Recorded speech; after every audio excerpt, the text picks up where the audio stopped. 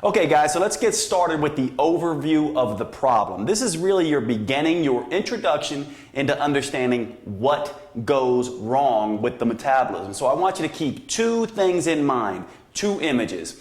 First image is a seesaw. On one end of the seesaw, there's a 300-pound man, and on the other end of the seesaw, there's a little tiny child. That is the image you want to keep in your head about what has gone on with your metabolism. That's image one. Image two is the image of dominoes. You start with one domino, it falls, knocking into another domino, which sets into motion a whole series of effects that lead to a negative process, a vicious cycle. Those two things are what I want you to pay attention to. So let's first talk about this seesaw. So we have this seesaw, and this seesaw really has to do with two things. One is the sympathetic nervous system, and the other is the parasympathetic nervous system. Now, for those of you who are not familiar with these terms, sympathetic and parasympathetic, let me explain them really quickly. Sympathetic simply means fight or flight. You may have remembered this from your high school biology class. Fight or flight. What does that mean? There's two sides of the nervous system. One side is the stressed out, hyper vigilant, get you motivated, stimulate your energy, keep your focus side of the nervous system. The other side of the nervous system is called the parasympathetic nervous system, and it is the rest and digest side. This side of the nervous system is the laid back. Take it easy. Let's relax. Let's not stress. Let's go slow. Let's take our time, eat, drink, and be merry side of the nervous system.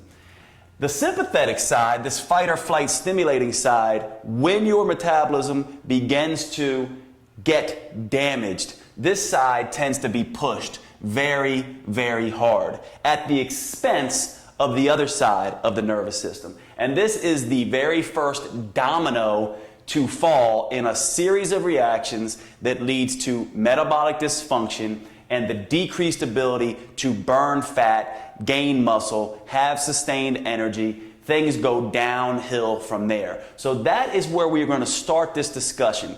The nervous system seesaw that is overly stimulated over a long period of time because of extreme chronic dieting and or exercise, and how that causes a negative effect, a domino reaction in the entire metabolism, from the nervous system to your hormonal system to your digestive system, etc., and so on. So let's talk a little bit now about how this happens and what you can begin to do to deal with it.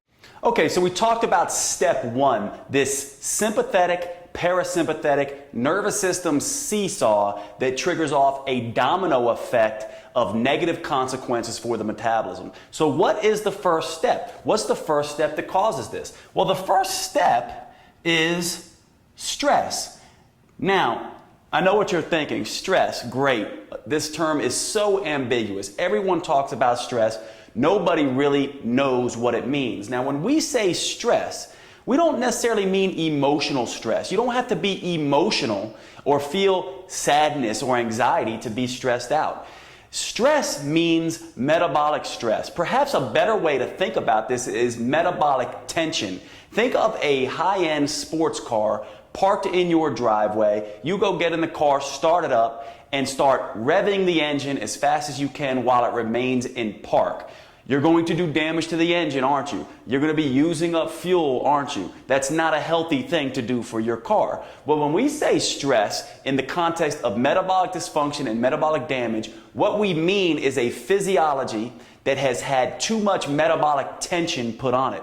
Where does this metabolic tension come from? It comes from eating less and exercising excessively. Now, let's be clear. Some people can eat less and exercise like crazy and never, ever have an issue.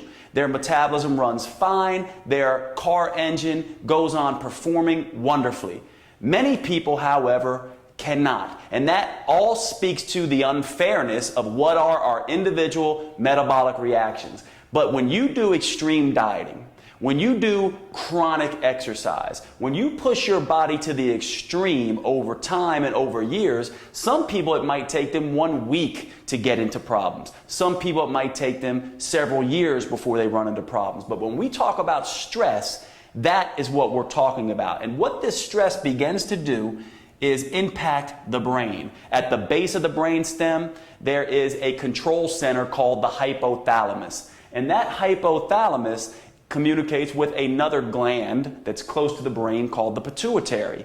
And then the pituitary and hypothalamus together communicate with your metabolic engine, so to speak. They send signals to your adrenal glands.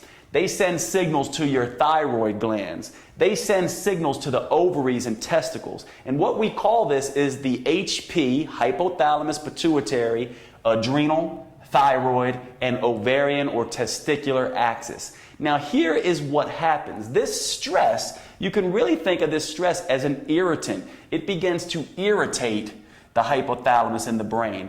The brain doesn't like that. It can't function like that for long. So it starts to not listen. It starts to down-regulate some of its sensing capabilities. And it starts to overstimulate the adrenals, the thyroid, and the ovaries in the short term. And this is a normal process. This is what we do in acute stress. However, when this continues and the irritation builds up, now the communication system between the adrenals, between the thyroid gland, and between the ovaries and brain become dysfunctional, become damaged. The communication system gets broken. It gets severed. Now your metabolism is running into dysfunction. Now, some people, if they stop the stress, at that point, the brain comes back online and the adrenals, thyroid, and ovaries come back online. No problem. For some people, however, this continued stress continues this process for a long period of time. And even when they stop,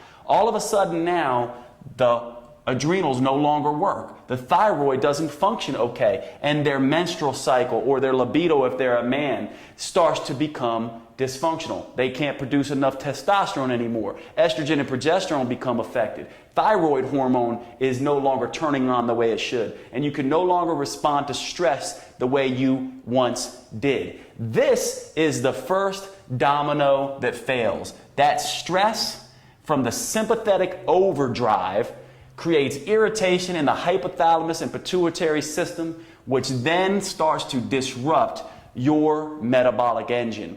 The next thing that begins to occur after that is the digestive system becomes hit. And we're going to go into a great deal about that. The digestive system, you will learn, is a window into sympathetic and parasympathetic balance.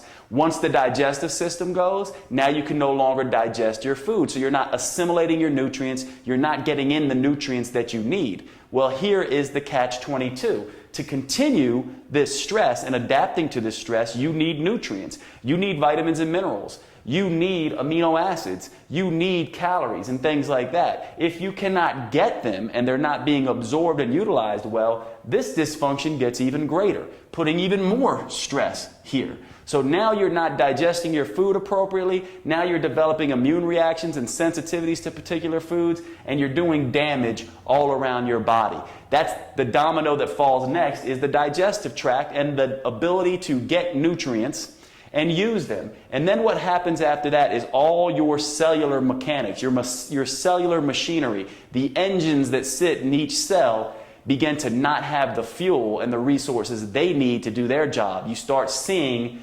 mitochondrial dysfunction. The mitochondria are the little energy factories in every single one of your cells. And that then feeds back in a vicious cycle, creating more stress, more metabolic tension, and continues this negative process over and over and over. Now, how do we fix this? What's this program going to do to get this back online? That's what we're going to talk about next.